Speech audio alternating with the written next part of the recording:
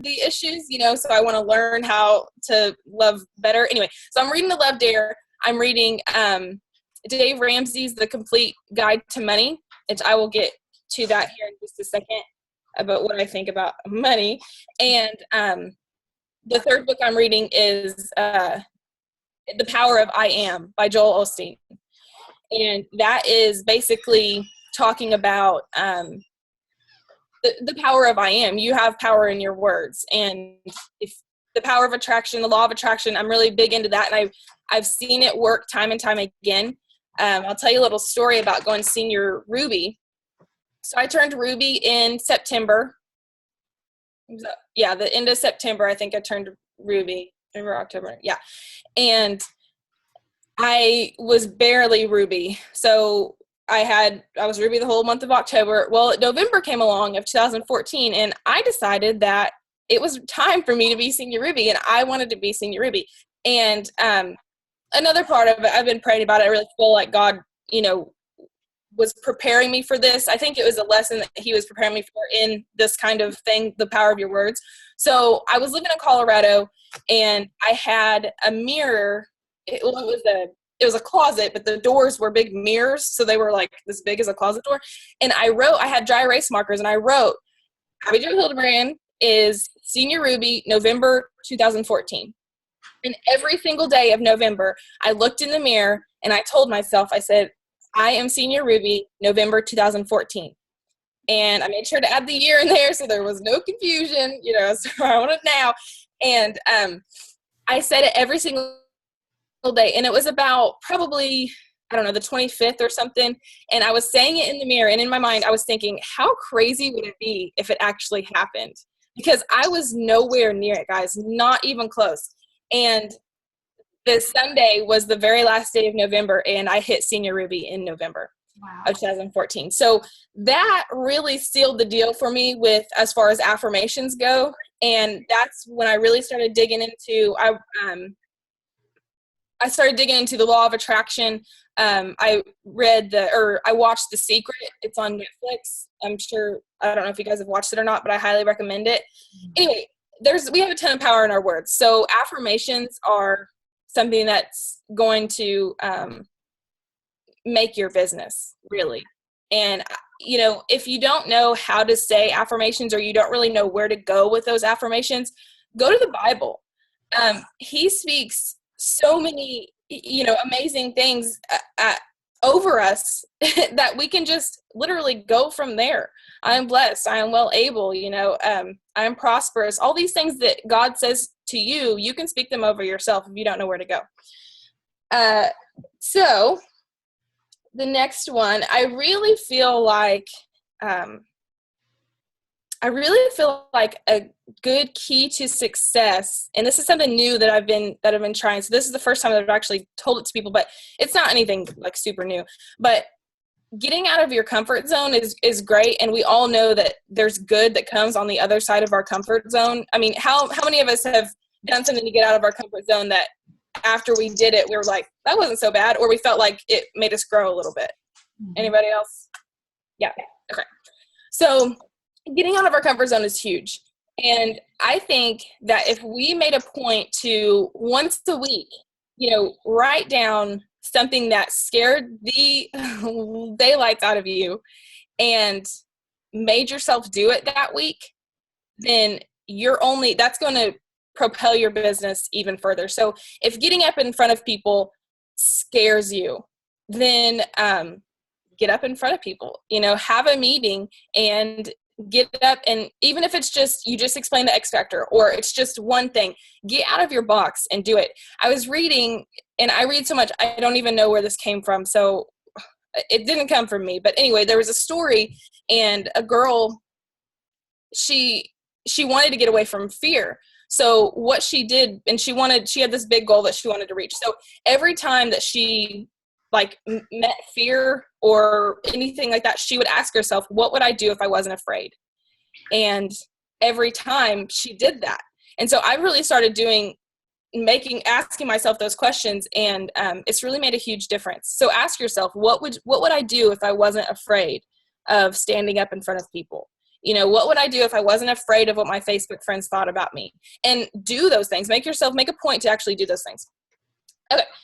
And I really feel like this is the key to 2 keys to people saying, I get a lot, well, I'm talking to people, but nothing's happening, or I'm stuck. Or if you feel like that's you, then 1, get out of your comfort zone, start doing things that you haven't done to build your business. And 2, 25 Ways to Win with People by John Maxwell. I highly recommend that book, because if you're talking if you're talking to people, but nobody seems to, pull a trigger, nobody will listen to you, that kind of thing, then you probably lack influence with people.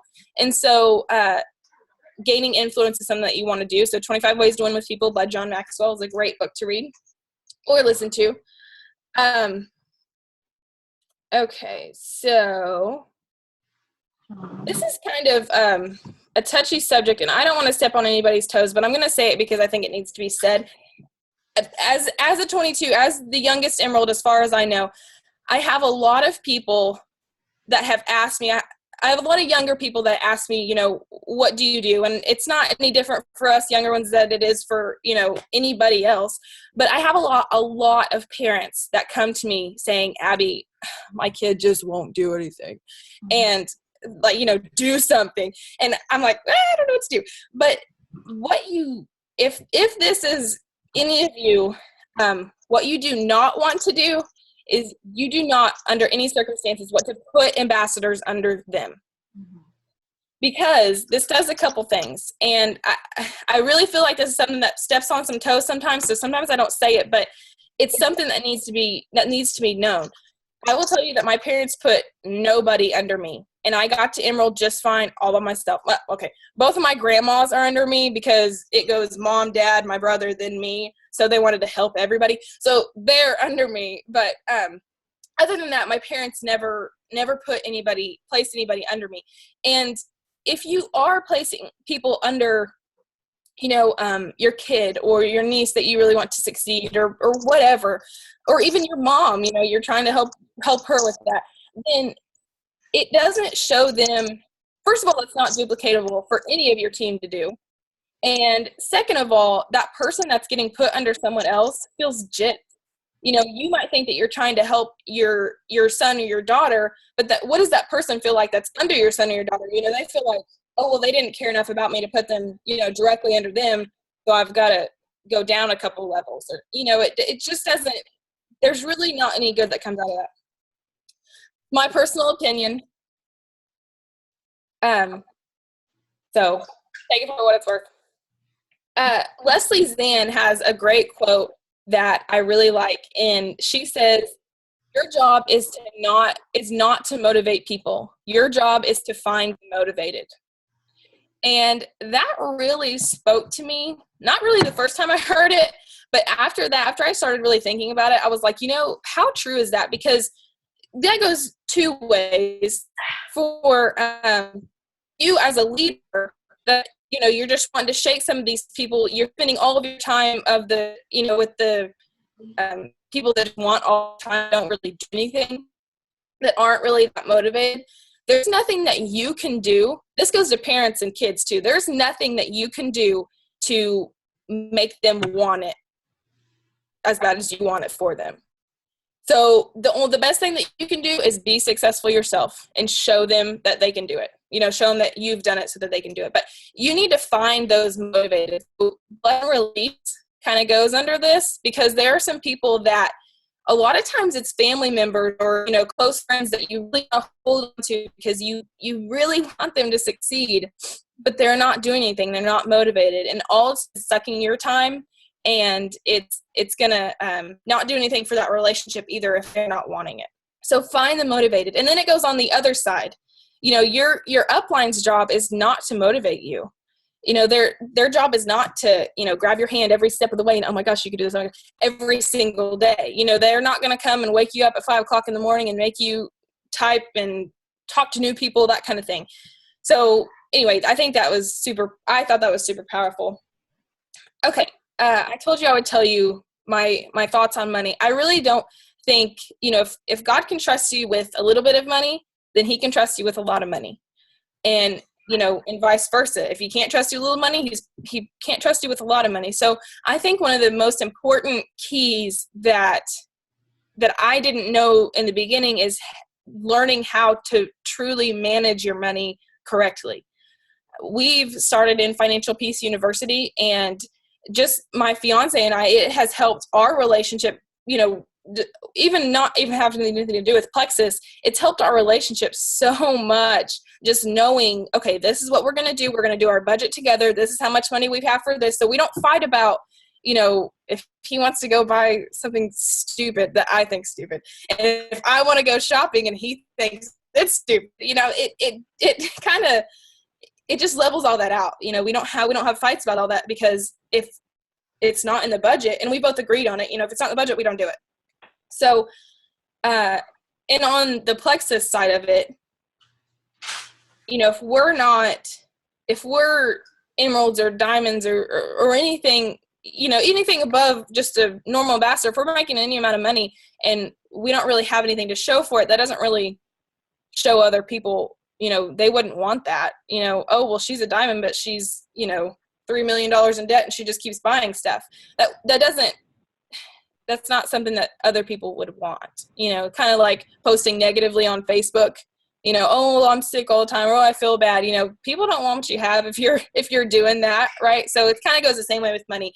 And I'm a little passionate about that, because I think that's part of my calling, is to help people. That's part of the reason that I haven't gotten a Lexus, because I am Emerald. I've been Emerald for a while, but I haven't gotten my Lexus because I have 2 cars right now, and I'm going to be selling one of them anyway. That's that. So that's pretty much all that I have. Cindy, do you have any questions, or do you want to wrap it up? What do you want to do? Yeah, if we can, if you don't mind, I like to sometimes, if we have a little bit of extra time, let people ask any questions to you. Would you mind Sure. doing that? No, I wouldn't mind at all. Okay, so go ahead and unmute if you'd like, everybody. And this is a great opportunity to pick her brain, because she's just awesome, and I just love everything that you shared today. It was right on. Oh, thank you. Yes, thank you for doing that. Does anybody have a question you want to ask her? What was the movie you said you watch on Netflix? The movie? Oh, it's called The Secret. Mm-hmm. And the picture is like a seal. It looks like a stamped, like, isn't it? Yeah. Secret? Yeah, with an S in it, I think. Yeah. Yeah, that's a great movie. I want to have a team bonding night, a movie night, and we can all watch that. Oh, that would be good. Yeah. We try to do things like that. Anybody else have a question for her? How is it going with people your age when you share Plexus with them? I have a few that are your age, and they're saying like a lot of them don't want to spend the money on that because, they're buying their Starbucks and their rock stars, and they don't see the value that they need to do it. Right. Well, the first thing to realize is some of those people, their priorities aren't in check, and you can't reason with someone that's unreasonable. So if they don't see how it could benefit them by not buying Starbucks every day, if you can't, I don't know. There's business-minded people that are my age that see the money, that see the vision, that go with it. But I think it's just like anybody else. You're going to find those ones that see it, and you're going to find the ones that don't. Yeah. And so there's more probably that don't than do for younger people, especially college people, because they'd rather spend their money on alcohol than, anything that's going to help them. But there's going to be people that want it too. So, there's not really any difference. Yes. The only difference, I guess I would say, is our generation has been sold to a lot. So not being salesy is probably the biggest key to it. Just being yourself, which is a good way to be in general anyway. But, don't do any sales pitch because So probably more maybe focus on the business end and the money part of it, maybe? Yeah, I didn't really have anybody my age on my team until I was making like senior gold money, I think it was. Yeah. And when I started sharing, because that's one of the first things that they would all ask me, okay, well, what are you making? Right. You know, and then, so the business side, unless they have, because this is, I don't know if this is true for all younger people, but it's really easy to be super selfish when you're young, because you're planning your future and you're planning your, you know, your life and your job and your thing. So you're not really thinking about anybody else. So unless they have like a detrimental health issue, as a general rule, they don't care about the health. Right. Because I had migraines all the time. I was hopelessly addicted to sugar. I had no energy, and I thought I was the healthiest one. I mean, I was I'm dumb, but I mean, that's how it was. Yeah. Yeah. Okay. That's good. Cause we were just talking about that, Amanda up there. And I hope that helps. Does that help, Amanda? Unmute. Yes, it definitely does. Okay, good. Yeah. So even right now, Amanda's heading over to my house, meeting with a friend of hers that's around her age, who is in between jobs kind of, and going in, she wants to go into law enforcement and everything, but Amanda and I are going to really try to help her see the value of Plexus. Oh, that's awesome. That really helps us too, because we can talk more a little bit about the money part of it. Right. Yeah, absolutely. And figuring out, you know, I always just ask them, what would an extra $300 or $400 mean for you? And make them tell you, you know, because a lot of people are going to be like, oh, well, that would mean a lot. Okay, well, what would it do? You know, make them actually think about those things and figure out what it would actually, you know, well, that would pay my car payment, or, you know, then they start getting excited a little bit about what it could do for them. Right. No, I love that a lot. That's perfect. It's great. Does anybody else have one more question we can throw out there to AbbyJoe while we have her? Wealth of wisdom. Anybody? Was there a single post that you did, or I'm not looking for a magic post, but was there something you found on your way to Emerald that really helped you using social media? I really noticed a difference when I stopped putting like graphics, and I stopped sharing other people's testimonies, and I just started writing in it like a journal. Yeah.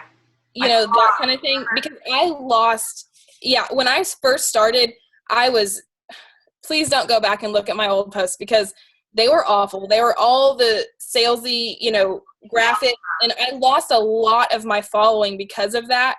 And so when I started shifting, posting things like asking for people's opinion on something that's completely not Plexus, but get something that'll generate a lot of comments, that gets a lot of people seeing your posts and generates a lot of likes. You know, I have a new niece, so if I post pictures of her, she's going to get 100 likes easy. So I'll do that kind of stuff to get the people. And then I really just share stuff that it's done for me. I posted a picture of me sitting in front of my house with a Success magazine, and I had some products beside me. You can find that post if you'd like. That one got shared a lot. That one really, and it basically just said, y'all, Plexus bought this house, and kind of everything that the business had done for me. And that generated a lot of, does that answer your question? Is that what you're looking for? Yeah, because I see a lot of posts that like show pictures of the bottles and stuff like that, and I've never done one of those. I didn't know if I was out on people, but I've never checked on one of those when I see someone else do them. So I didn't know if I was missing something, or if I just keep mine personal. Right. Yeah. And I think that's probably, I think that's a good rule to live by, what you're doing, keeping it personal. You know, I mean, you can take a selfie with your Slim, or, you know, whatever you want to do. Pictures sometimes do show up more than just words. It's something about the Facebook algorithm, or whatever it is. Videos. I've heard that a lot of people watch, if you'll make it a short video, you know, nothing past a minute maximum, just a short video. People love videos for some reason. So if you'll do that with like a catchy caption, I don't know, that seems to work. Yeah. That's awesome. I shared last night with a meeting we had with our team that, remember at our training, we talked about how Facebook really is a blog. It's a blog of your life and different characters, and Plexus needs to be intertwined in your blog, in the characters, not just the main plot character of the blog, but to be intertwined in all of, your whole story of your life. Right. Yeah, absolutely. And my cousin, she married my cousin, but she's the ambassador. She's gold, and he's signed up, but he doesn't really like post on Facebook or anything. But she was sharing last night that it really helped her business a lot when she started tagging him in every Plexus post that she did, because now she said all of his friends are asking him, all these questions, because it's a whole new, group of people. Yes. So that's a good thing to remember too. Yes. Okay. Well, I think we're done, and I'm so thankful for everything we talked about today. It was just like I said, I don't tell anybody what to say or mention anything. I just let God speak from their heart, and it's always just so perfect because it's different from all the different weeks. So thank you so much for being so willing and spending the morning with us. Like I said, I recorded this, so any of you that have golds and above, let them know about this call and have them listen to the recording of this today. And I just, like I said, want to thank you. And if everybody wants to unmute and say thank you to AbbyJoe, that can be done. Thank you so much for having me, because I love doing this kind of thing. And if anybody has questions, feel free to message me on Facebook. I'd love to answer anything. So yes. Thank you. Well, thank you. And everybody have a great day. Thank And you. next week we have Timmy. Ooh, that'll be good. She's a sapphire, almost diamond, and you guys will love her. So make sure you mark your calendars for that one also. And thank you again, AbbyJoe. It's awesome. Thank you, AbbyJoe. Thank you so much. Thank you. You're welcome. Thank you. Have a good day, guys. Appreciate everything. Don't miss Timmy. She's awesome. Okay. Bye. Bye.